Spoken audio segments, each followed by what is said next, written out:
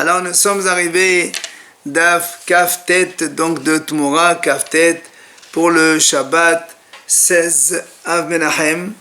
Il nous restait les 6 dernières lignes de la page précédente, Kaf Het Amud Bet. On a vu Ezeo Mourse, donc on a vu dans la Mishnah qu'est-ce que ça veut dire Mourse, un animal qui a été Mourse l'Avodat Kohavim, réservé donc pour l'Avodat Sarah. Amar Rish Lakish, il vient Rish Lakish, il dit En Asur, Ella Mourse le Sheva Shanim.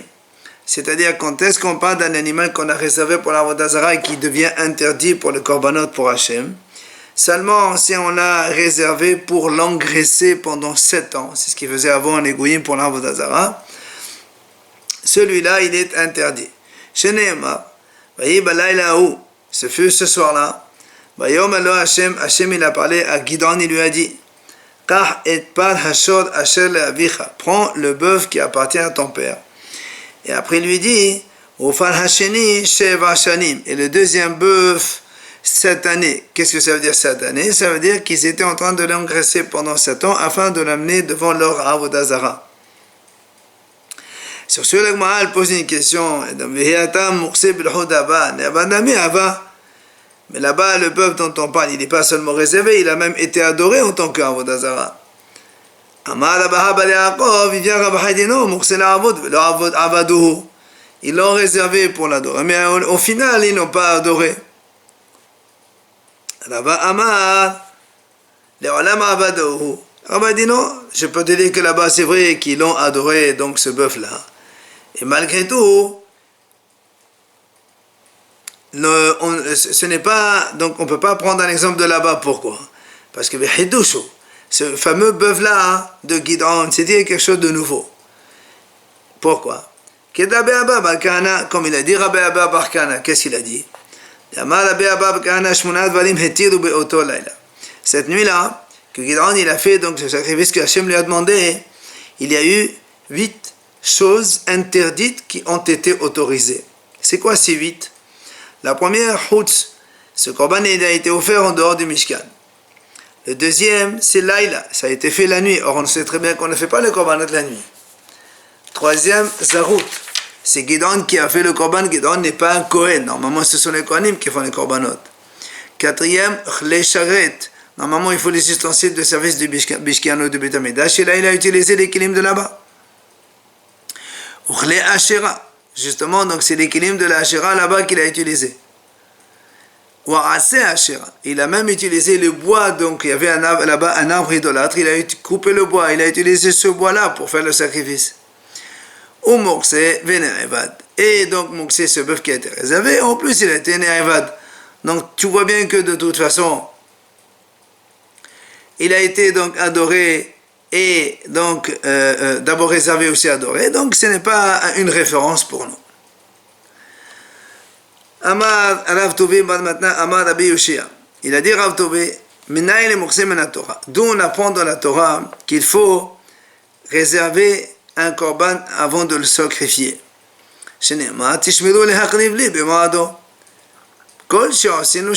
Comme la Torah dit Tishmeru, vous le garderez pour le sacrifier, donc il faut le garder. Alors, Matrif la Abaye, il objecte, il dit quoi? D'après ce que tu dis,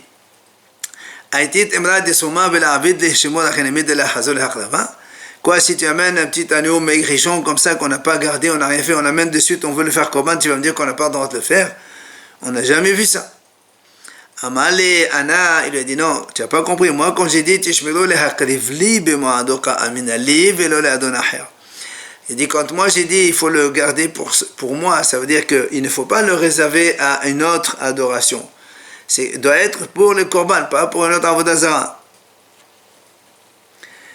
Et la Gemara dit c'est pour ça donc on dit c'est quoi aher? C'est ça réservé pour l'avodat kohavim. Quand Hachem dit li à moi, ça veut dire que si tu l'as réservé à un autre, tu peux pas me l'amener à moi. C'est de là on apprend le mourse qu'il est assourd. Amar Rava Barabada Rav Yitzhak.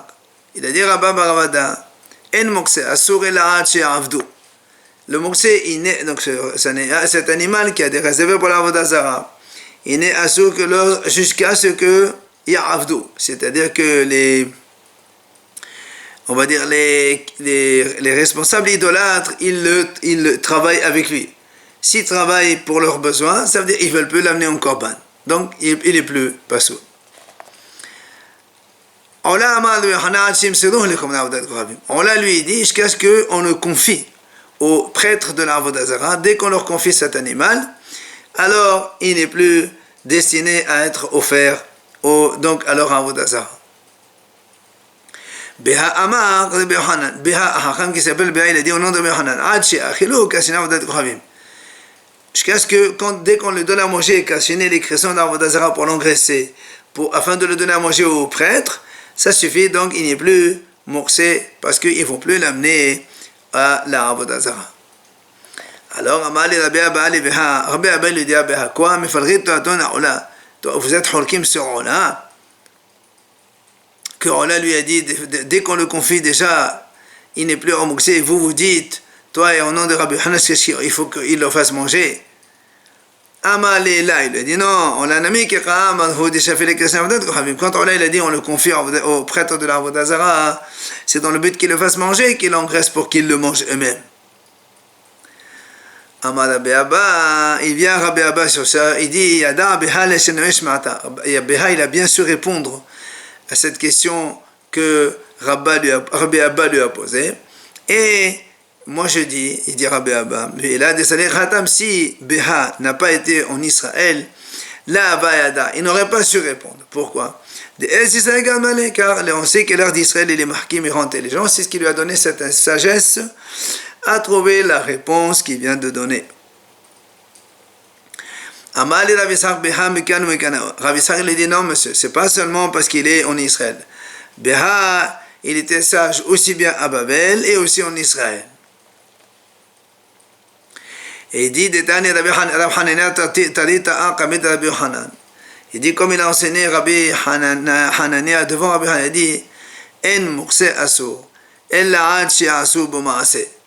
Jusqu'à ce qu'il fasse quelque chose sur cet animal qui a été réservé donc à la Avodah Zarah.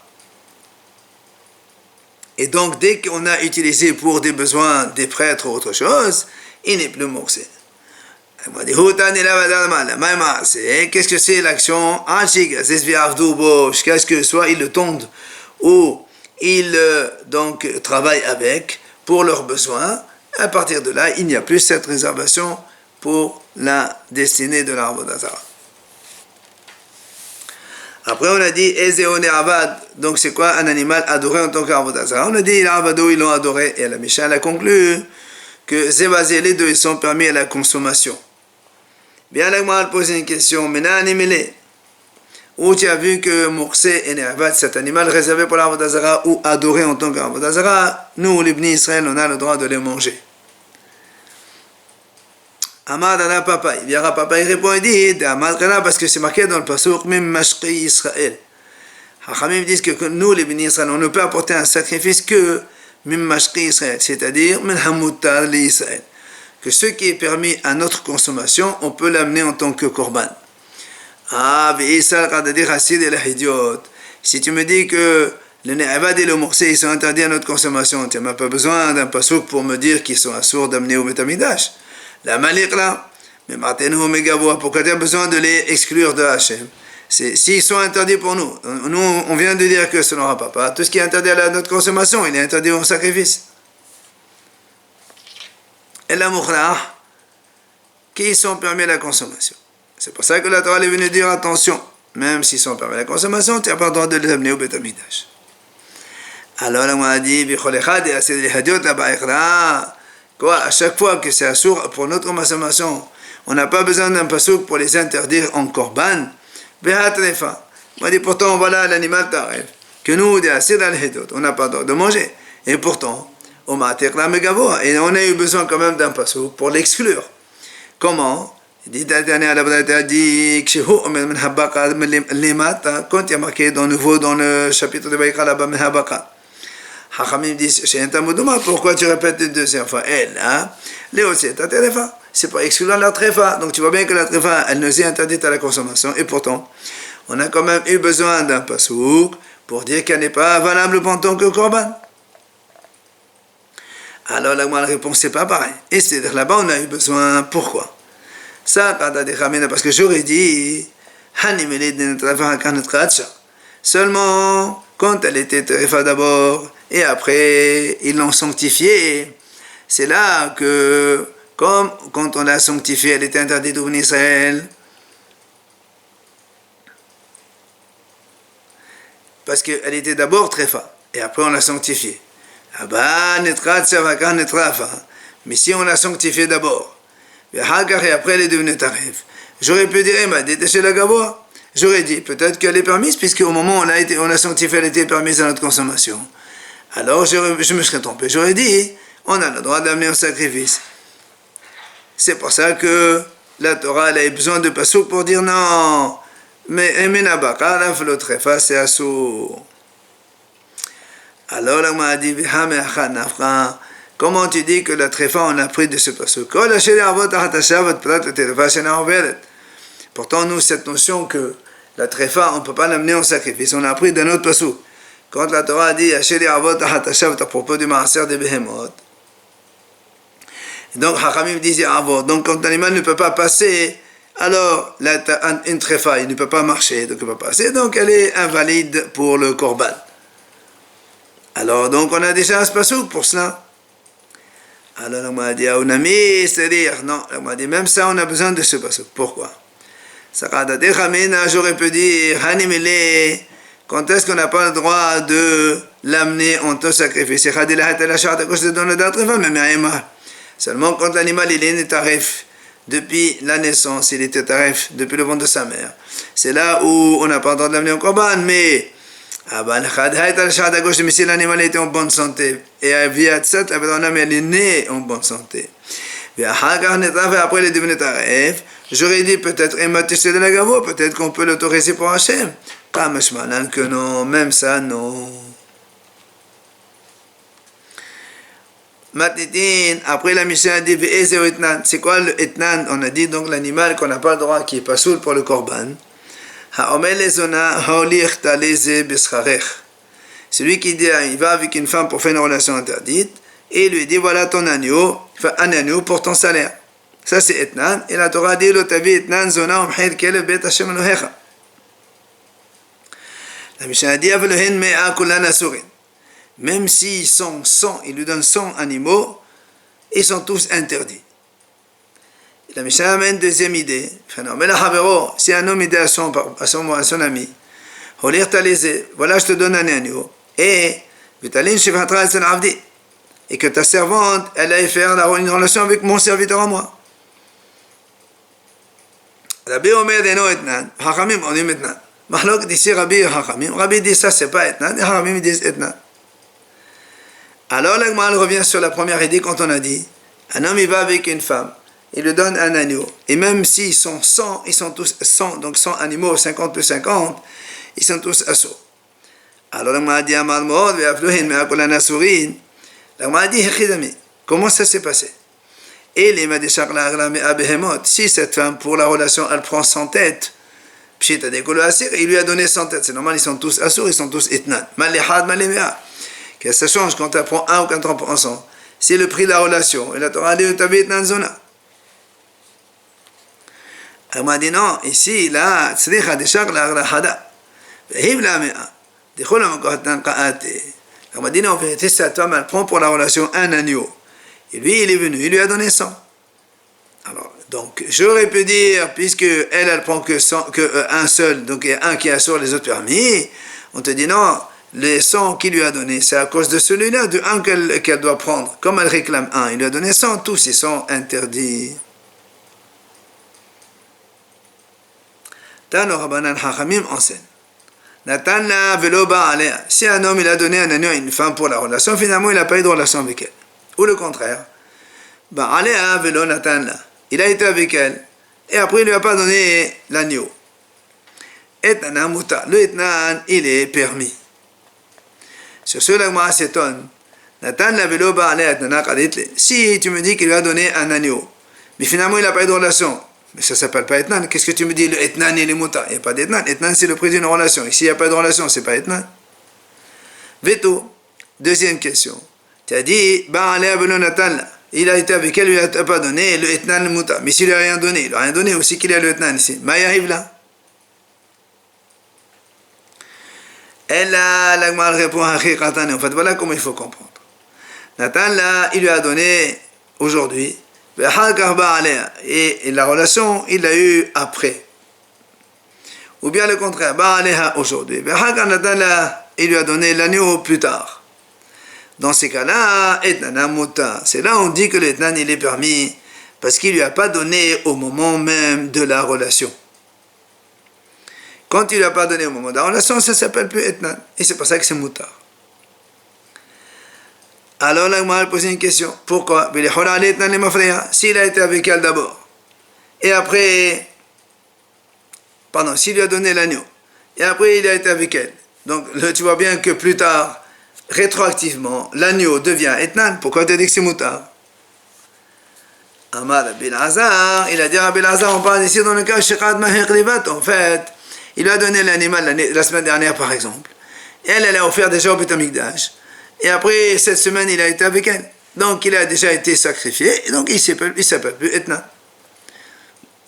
Alors, il m'a dit, Redami, comment ça s'est passé? Et il m'a dit, s'il lui a donné, il est à toi de suite. La semaine dernière, quand tu lui as donné, il est à toi. Puis, tu as dit moutards. C'est évident que quand tu lui as donné, il n'y a pas eu de relation encore. Alors, l'animal, il est moutards. Maintenant, si tu me dis non, quand il lui a dit, tu ne peux, en fait, il lui a donné la semaine dernière l'agneau. Et il lui a dit, l'agneau, il ne t'appartient qu'après, au moment de la relation que je serai avec toi la semaine prochaine. Ah, là, on m'a dit, mais ma sœur, comment est-ce que maintenant, elle, la semaine dernière, elle aurait pu amener cet agneau en sacrifice? Puisque le monsieur lui a donné, il n'est à toi qu'après la relation. Ish ki yardish et beto kodesh ladonai amana hamana. La Torah dit, un homme yardish beto, et Hachamim disent, ma beto birshoto. Alors, quoi birshoto? Il faut que la chose, elle lui appartienne. Or, cette femme, l'agneau qui lui a donné la semaine dernière, il ne lui appartient pas. Comment donc elle peut l'offrir en sacrifice? Alors, l'Agman répond là, ici on parle de ce cas-là. De Aman, là, il lui a dit, donc il lui a donné la semaine dernière. Il lui a dit, donc l'agneau, je te le donne aujourd'hui, mais il ne t'appartient véritablement qu'au moment de la relation la semaine prochaine. Maintenant, il lui a rajouté cette phrase. Il lui a dit, si vraiment tu en as besoin, il est à toi dès maintenant. Et c'est pour ça que quand il a eu la relation la semaine d'après, rétroactivement, c'est devenu un etnan. Et malgré tout, la Braïta, on a dit dans ce cas-là, il s'appelle pas etnan, il est mutar. Bae Rav Oshaya, il a posé une question. Si maintenant, cette femme, imaginons, il lui a donné l'animal la semaine dernière, et elle a consacré au Beth Amikdash. Elle n'a pas encore offert. Elle a dit, par exemple, c'est relâche, c'est mime ou autre. Mais, quel est le din? Est-ce que le fait qu'elle a sanctifié, il est déjà kadosh, et elle peut l'offrir au Beth Amikdash, ou bien tu me dis non, puisque quand il va aller avec elle, il va devenir rétroactivement etnan, et donc il sera assourd d'amener.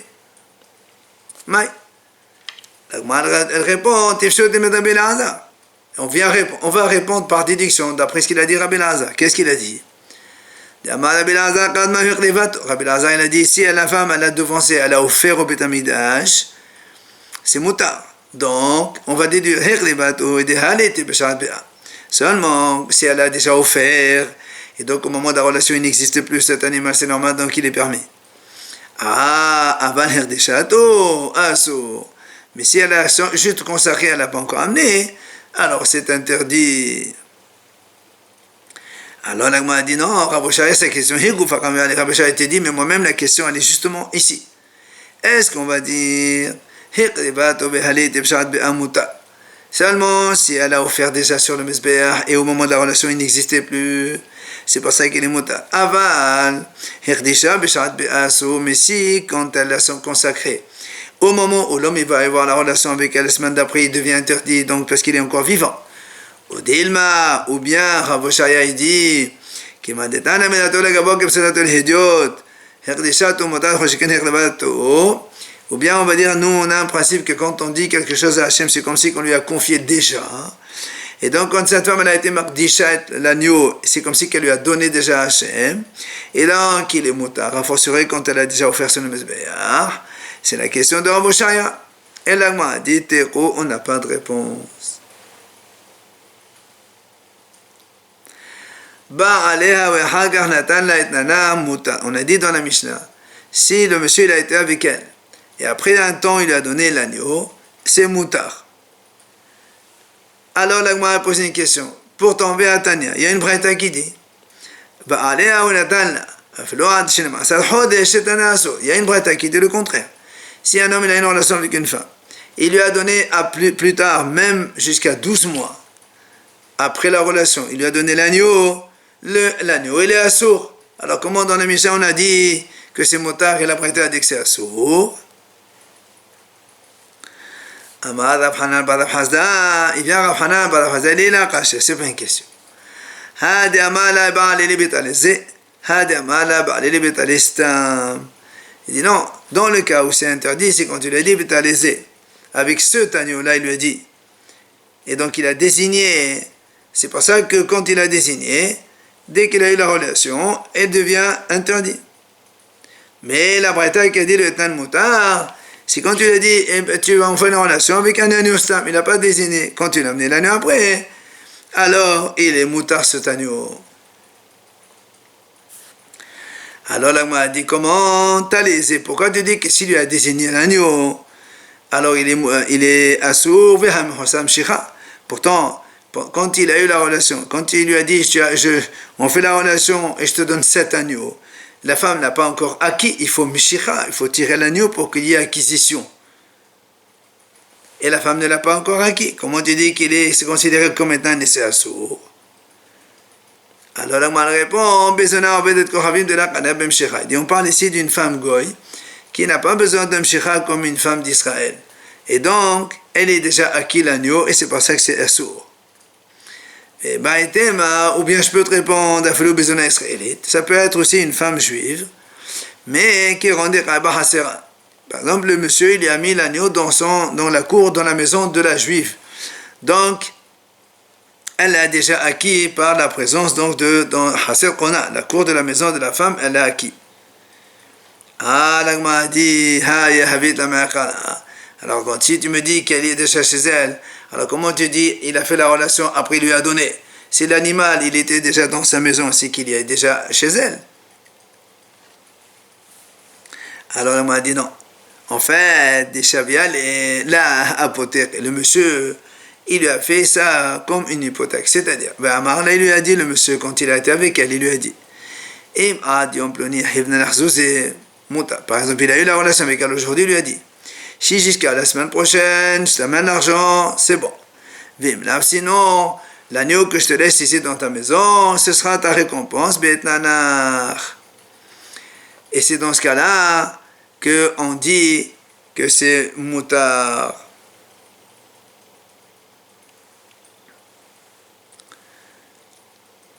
Pardon, c'est que c'est ce de ce cas-là qui est le talésé, il est assourd, il est considéré comme etnan.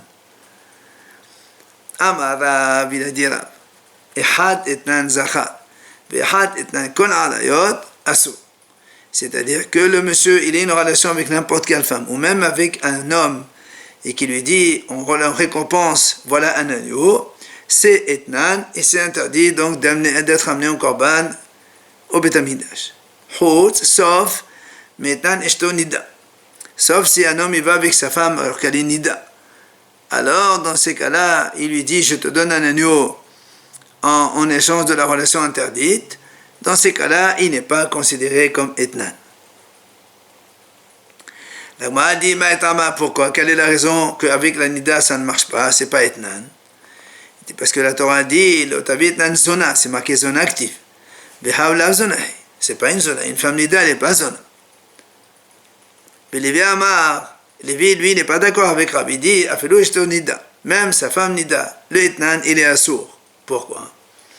Maetama, To'eva Ketif, To'eva Ho. Pardon. comme c'est marqué dans la Torah, Toavat Hashem Gam Shenehem, et la relation avec une femme Nida c'est une Toiva, alors donc tu vois bien que c'est la même chose. Et donc Lévi pense que même avec sa femme Nida, le Etnan il est assourd. Alors la Gemara dit, Lévi Nami Hartiv Zona.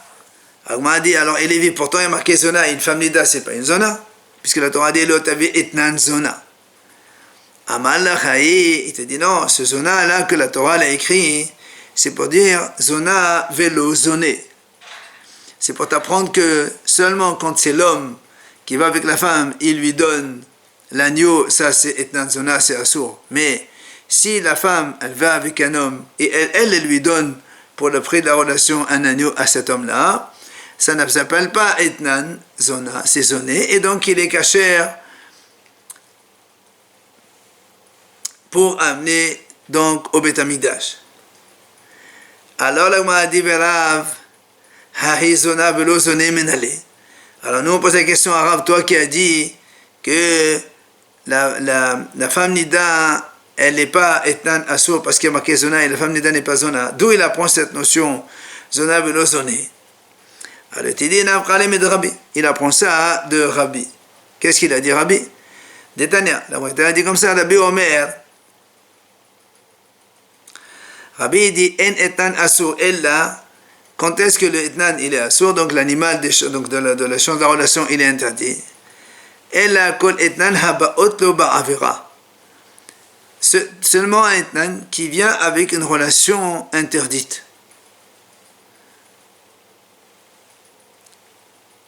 C'est-à-dire, il y a un péché, il n'y a pas de possibilité que cette relation puisse être faite avec autorisation. Aval. Mais, Etnan ishto nida. Mais l'Etnan avec sa femme nida, comme la nida, on sait, à un moment, elle est interdite, mais après, quand elle fait donc les lois de pureté, elle fait le mikvé, alors elle trompe. Elle devient permise à son mari. Dans ces cas-là, il n'y a pas de Etnan.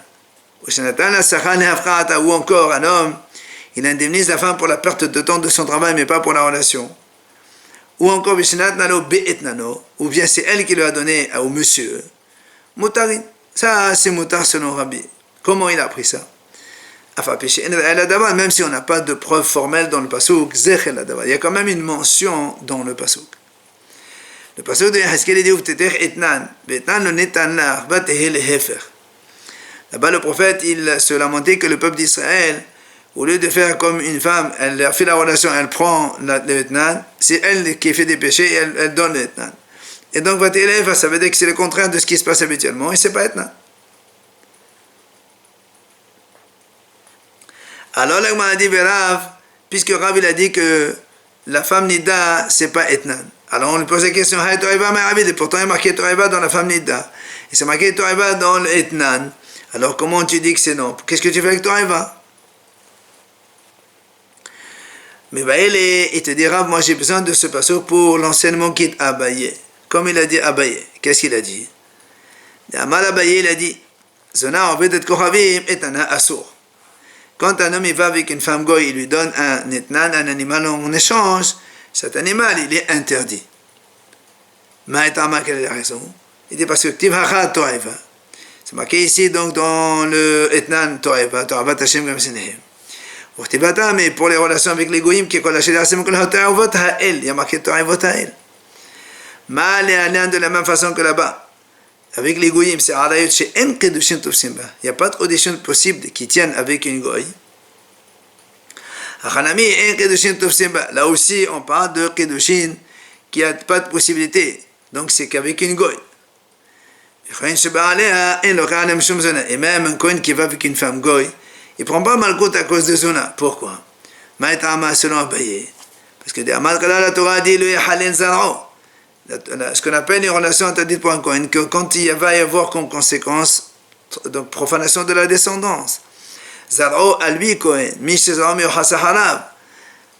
Alors qu'il y a Tzar Vedegomshan en Zarao Miohasaharav. Mais un Kohen qui va avec une femme goy, le Zera, c'est le Zera de la femme goy. Donc, il n'y a pas un problème de Kohen qui va avec elle, elle n'est pas considérée comme Zona pour le Kohen. Ça, c'est ce que dit Abaye pour la Zona goy, le Etnan Assour. Par contre, Zona israélite, Etnan Mutar. Mais celui qui va avec une femme juive, par relation interdite, le etnan, il est permis selon Abaye. Pourquoi? Matam. Des hakedushin tovsimba, parce que les kedushin tiennent, il peut très bien se marier avec elle s'il veut.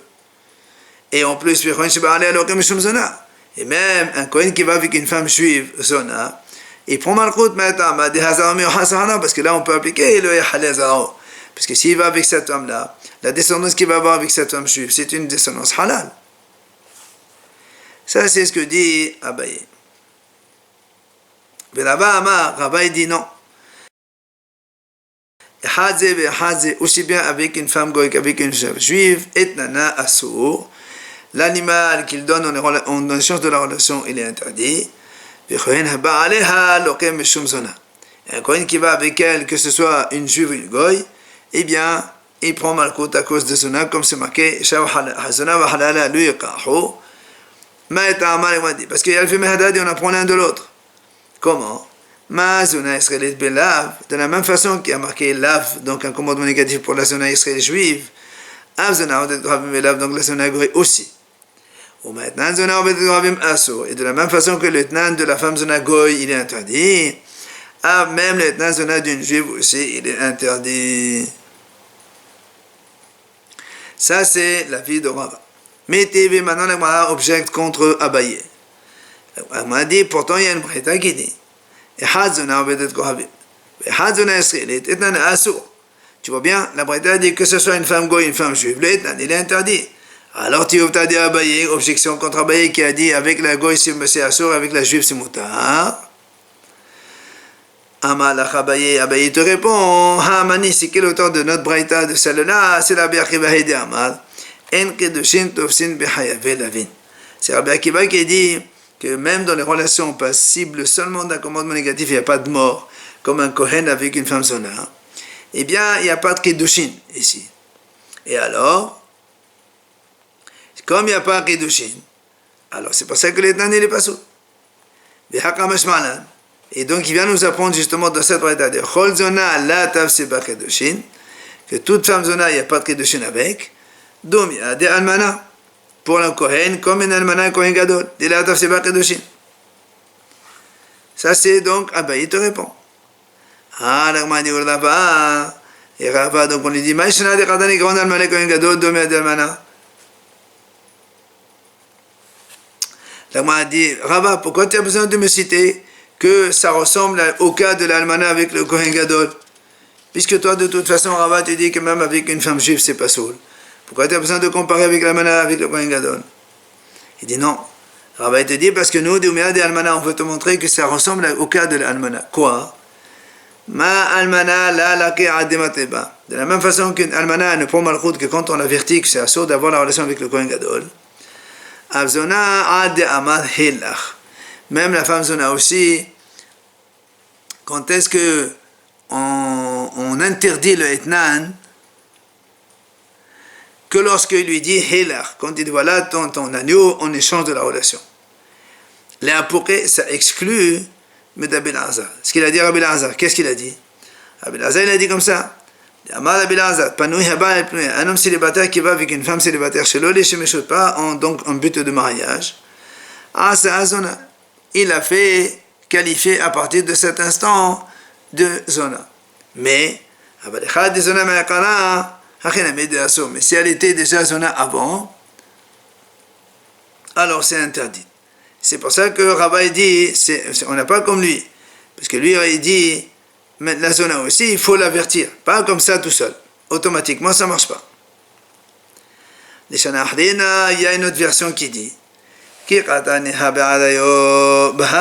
on a dit ça, c'est-à-dire que la Etnan Zona Israël aussi, elle est interdite comme dans la Braïta, c'est seulement de la Rayot, dans lesquels les Kedushin ne tiennent pas. Alors là, on a dit, mais pourtant, on